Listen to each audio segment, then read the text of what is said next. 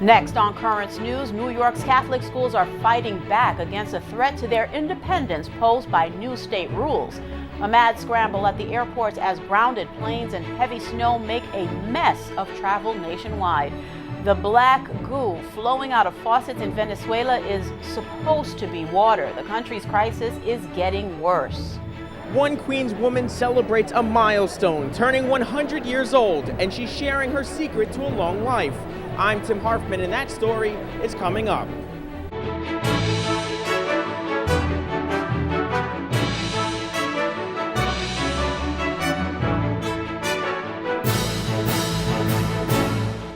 Good evening, everyone. I'm Liz Faublas. There's a fight underway to block new rules that would put public school officials in charge of overseeing Catholic schools. The regulations were written in Albany and would cover all private institutions statewide. Currents News' Emily Drewby is here with the latest on the story. Emily. Liz, to stop the state action, Catholic and private educators have gone to court. They are labeling the regulations unconstitutional and a threat to their ability to run thriving classrooms. Catholic schools are widely recognized as the best in New York City. Now bureaucrats in Albany want to put them under the thumb of public school authorities, and that would make a big difference for students at Xavier High School. Xavier has done more than enough to make me love the subject even more. The religious aspect for me is usually the best part. Xavier has individuals in positions of authority that care. The New York State Education Department issued a new set of rules that would subject all non-public schools, including Catholic institutions, to so-called evaluations by public school officials. Michael Lavigny is Xavier's headmaster. Our schools are not the problem. So I think instead of taking on the schools that are a problem, the education department is creating a blanket rule that doesn't make much sense. The state is justifying public overseers in Catholic schools by saying the outsiders would be able to intervene if a complaint is made about a non-public school. Xavier President Jack Roslowski says the move is unwarranted. There's rules and regulations and laws now to allow them to respond adequately to complaints. And this extra layer of, call it what you will, interference, oversight, is just unnecessary. And at the same time, the city's public school system is facing its own challenges. A week ago, state senators warned Mayor Bill de Blasio to get better control of discipline in the classroom if he wanted to retain his control of the city's public schools.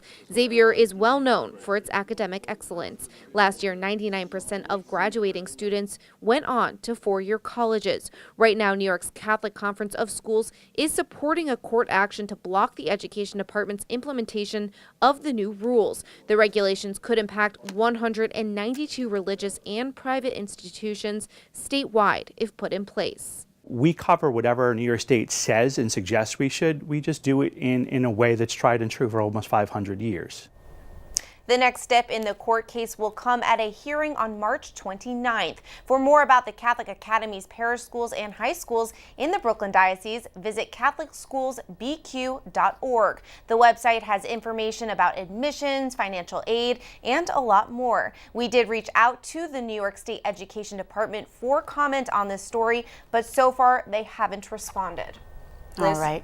Thank you so much for that report, Emily. There's travel trouble all across the United States today after President Trump's emergency order to ground the MAX 8 and MAX 9 Boeing jetliners. And a severe winter storm that weather people are calling a bomb cyclone paralyzed the center of the country. Natasha Chen has the latest. 3 days after a Boeing 737 MAX airplane operated by Ethiopian Airlines crashed, the U.S. grounded the planes. When the FAA makes a decision like grounding airplanes, any safety decision of that magnitude, we do it based on data. We're a data-driven organization.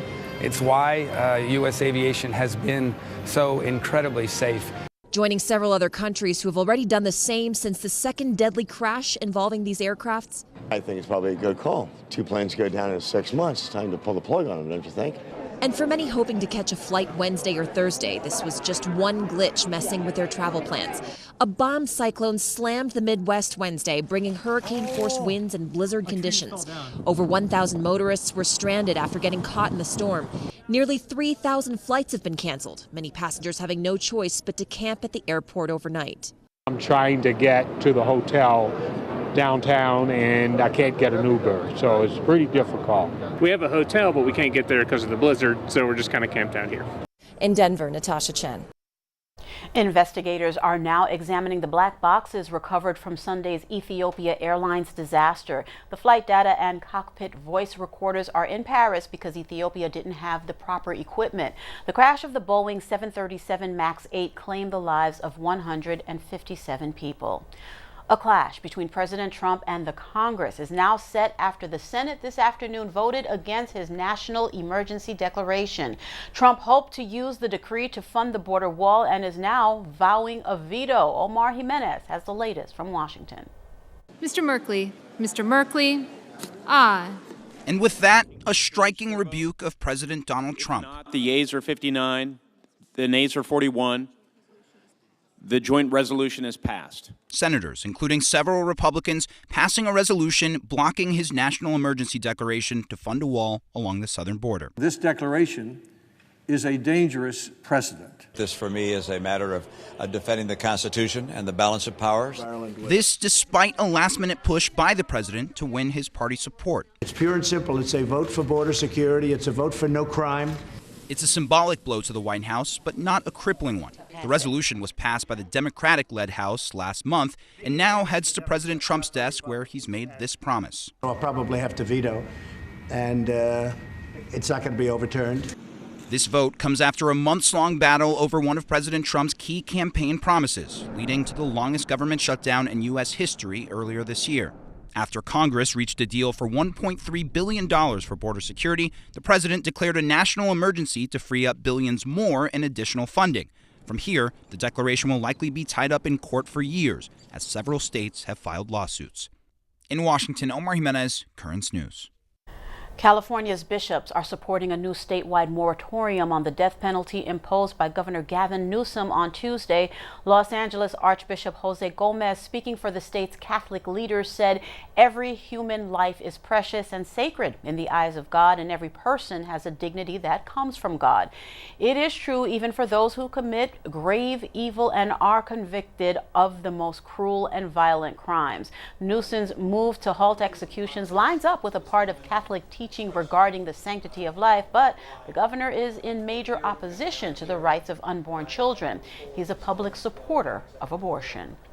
Thousands of people in Venezuela are still scrambling for food and basic supplies in the wake of massive power outages. Looting has erupted in many cities as residents take actions to survive. The loss of power has had a serious humanitarian impact on the entire country, with reports of violence and theft on the rise. A growing element in the power crisis is a severe shortage of water. Many Venezuelans are searching everywhere to find supplies, and there are startling images of what is flowing from water faucets. Paula Newton has more from Caracas. At its worst, the blackout triggered a water crisis so severe there was a degrading scramble for water, any water, even dirty water, whatever the drainage pipes in the stream could offer up. The water shortage has eased up a bit, but not the indignity of finding water wherever and however you can, even coming from inside a highway tunnel and an open pipe. I mean, look at this water. It is not clean. There is debris in the water, there is garbage, there are insects, and yet people are very desperate, and they're happy to have this water right now, telling me that they are using it for bathing and for anything else that they need to be doing. They know they can't drink it, but right now, this is all they have. It's tough. It's very tough, he tells me. We need water for everything. If we don't have water, we can't do anything. Black goop instead of water ran through these faucets when the power did come back on. Residents posted on social media of a water system rarely maintained or repaired. Ana Ramirez says she's afraid that now the water system will never recover. She's done without in her tiny apartment in the barrio of Petare since the blackout started last week, trying to take care of her disabled and pregnant daughter, Kayla. So you blame the government. A culpas gobierno, Maduro. Claro. Who else are you going to blame, she says. It's because they're running out of things to say. And Venezuela is still running out of water. Unthinkable in a country once blessed with vast water resources. Years of neglect and now drought have left many struggling and scavenging to get water. as it too has now become a luxury. The last convoy of U.S. Embassy staff in Venezuela left Caracas today after Secretary of State Mike Pompeo announced that all personnel would be removed by the end of the week. Mexican President Andrés Manuel Obrador wants a national referendum on abortion. Most of the country considers abortions criminal. The new chief executive's call for a vote in the overwhelmingly Catholic country is sparking immediate opposition from abortionists. They want the deadly procedure decriminalized. Obrador said he doesn't want the government to impose significant changes on Mexico's citizens without their approval. President Obrador's new pick for the Supreme Court has been approved to a 15-year term on the bench. During confirmation hearings, Yasmin Esquivel said she's in favor of life as a matter of law, and she expressed reservations about same-sex adoptions, testifying that the interests of children must be favored. There's a lot more news headed your way. A frightening story about elementary school students, a cell phone tower, and cancer. I'll talk with a Catholic bioethics expert about a plan to put computer chips in human brains. And the birthday party of a Queens parishioner who's celebrating a great milestone. Do you have a story idea or want to share a tip? Email us at newstips@thesalesmedia.org or call our 24-hour number 718-517-3122. We'll be right back.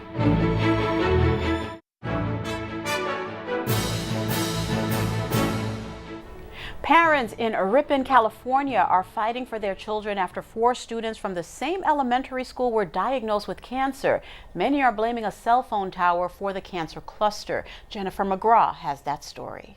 Cell phone towers are spread throughout the community, but it's this particular one that parents say needs to go. We had a doctor actually tell us it's 100% environmental, the type of tumor he has. Monica Ferruli's son Mason was the second child to be diagnosed with cancer in just 3 years at Weston Elementary.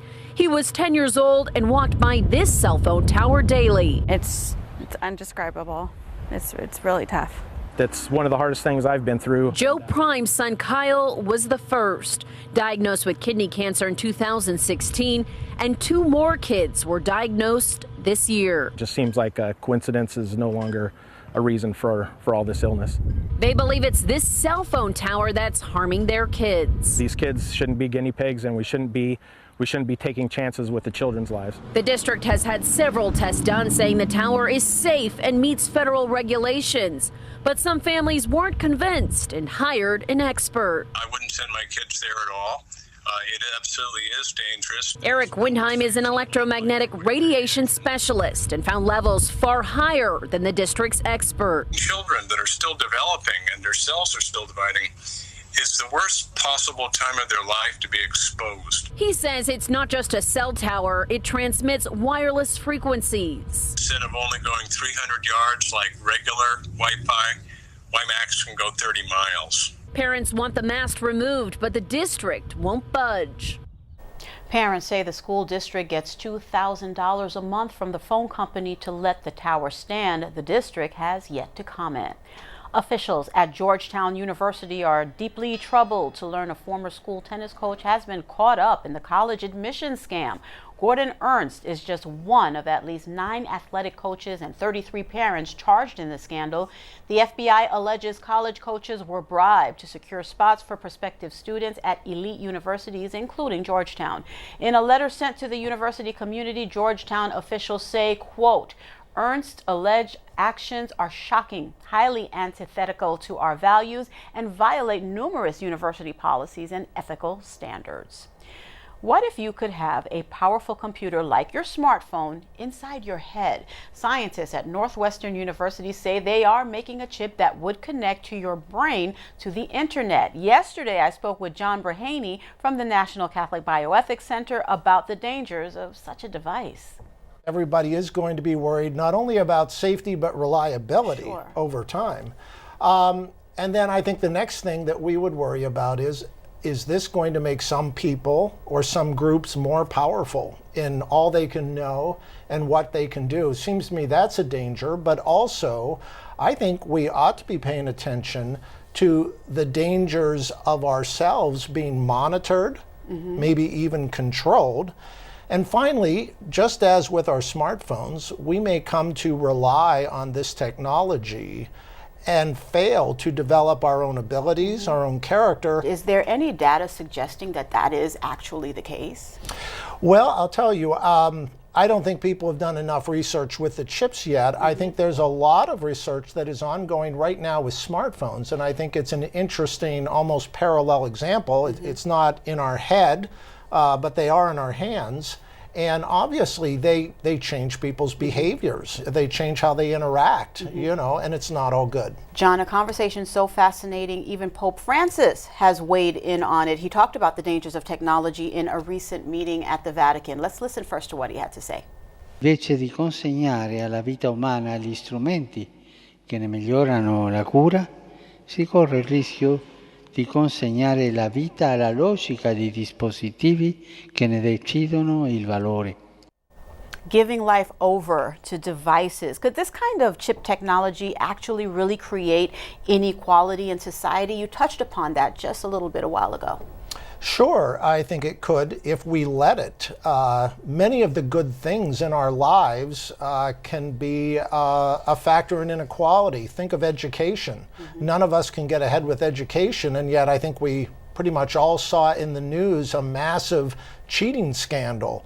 People who are unequal, they have a lot more money and connections and influence. There's more privilege there. Buying their child's way into good colleges. So this is, it is a tool, it's a technology, and if we let it, sure, it could increase inequality. Now, in all fairness, there are some implantable chips that are available today, including a device that's placed in the brain to help reduce the symptoms of Parkinson's disease, which we know is debilitating. Is there a difference between that technology and the computer chip we've been discussing? Sure, and right now, my understanding is there are actually scores of thousands of people with chips, but they are all therapeutic. They are all designed and ordered to help them overcome a disease or an injury, and that's a very good thing because people suffer from some terrible, debilitating injuries. This seems to be different. It's not to correct an injury or an illness, and it does seem designed to bring more information into the brain and more communication with the outside world. So that seems to be the difference. That's an important distinction. I want to bring this full circle in the 30 seconds we have left. What role should Catholics be playing in the medical field as these types of technologies develop? You know, I think one of the most valuable things we can bring is our holistic and profound understanding of the human person and human dignity.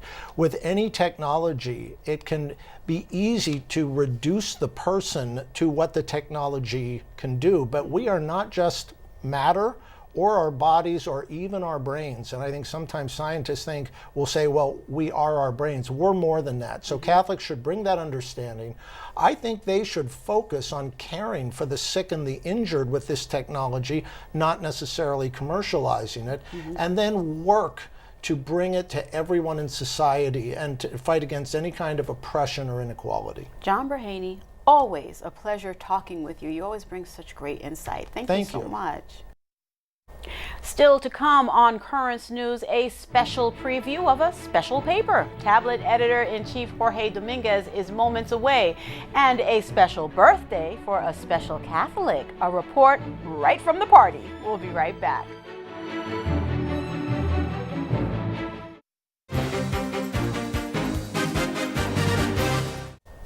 Brooklyn Bishop Nicholas DiMarzio's column is a big part of the latest edition of the Tablet newspaper. Editor-in-chief Jorge Dominguez is here to discuss with me the special message inside this week's paper. Jorge, as always, thank you so much for being here with us. The bishop wrote about the 21 points Pope Francis proposed at the historic Protection of Minors Summit. What's he saying? Well, the Bishop DiMarzio is saying two things. First of all, you know, the secular press sometimes don't give you the whole story, and it's important for us, and this is what we are doing right now here, to put out, you know, what really happened at the summit. It was very important. The second thing is an explanation about 8 themes that he sees in these 21 points, from zero tolerance to a change in mentality, a recognition of what happened, and how to change the formation of seminary and to avoid this. I mean, it's a whole explanation of all the points that they put out during the summit. Very comprehensive, it sounds like, Jorge. How has the Diocese of Brooklyn incorporated these very important points? This is the second part of Bishop's Demar's column, and it's explaining us how many of these points were already, set up in the Diocese of Brooklyn. Like, for example, the line that we have the special line to report any case of abuse, the training of all the people who work for the diocese or work as volunteers in our churches, about sexual abuse. All these points, that the Pope talk about, we already are doing that in Brooklyn. Okay, thank you so much, Jorge. This important column of the Bishop, as Jorge just said, will appear in the printed version of the tablet, which is in churches across the diocese right now, or it could be in your mailbox with a subscription. Your support for the tablet needed to ensure that Catholic journalism will thrive well into the future. If you subscribe to the tablet, you will save up to 55%. Go to the website, thetablet.org/home55, or call 877-883-8356. A very special lady in the Diocese of Brooklyn and Queens reached a milestone birthday today. She celebrated her big day surrounded by family and friends, as it should be. Currents News' Tim Harfman was also at her birthday party. It's a birthday bash, 100 years in the making. I feel pretty good. I feel super today. Caroline D'Arienzo reaches a milestone, hitting the century mark, surrounded by family and friends at the Nativity of the Blessed Virgin Mary Church in Ozone Park, Queens. That's where Caroline goes to Mass every Sunday. And before today's party, Caroline and friends were in church for a special birthday liturgy and a special request. I told him to look over me and he asked. The things Caroline cherishes most about her life, spending time with family. Though she's a widow and never had children, Caroline does have dozens of nephews and nieces. She's even a great-great-aunt. While we were talking, Caroline received a surprise from some of them. Oh my gosh! These are my relatives from Florida. Her nephew, niece, and great-nephew making the trip to be with her on this special day. It was great. We been planning this for a couple months, and we were scared that she could take it, her heart being 100 years old. Caroline is the oldest of 6 children. Her youngest and only living sibling is 82-year-old Marie. She was like my second mother growing up. She used to take me shopping. She was the first one to make me get a permanent wave, even I hated it. Caroline was born in Jamaica, Queens in 1919 and had a career in the oil industry. Now retired for nearly 4 decades, she loves sewing and cooking, even busting a move on the dance floor. When it was time to blow out the birthday cake candles, she wanted help. She had some tips about living a long life. Laugh, joy, eat and be merry. And that she was on her 100th birthday. In Ozone Park, Queens, Tim Harfman, Currents News. Caroline looks good. Happy birthday, young lady. That is Currents News. I'm Liz Faublas. Thank you for joining us because we are putting your faith in the news. I hope to see you again next time.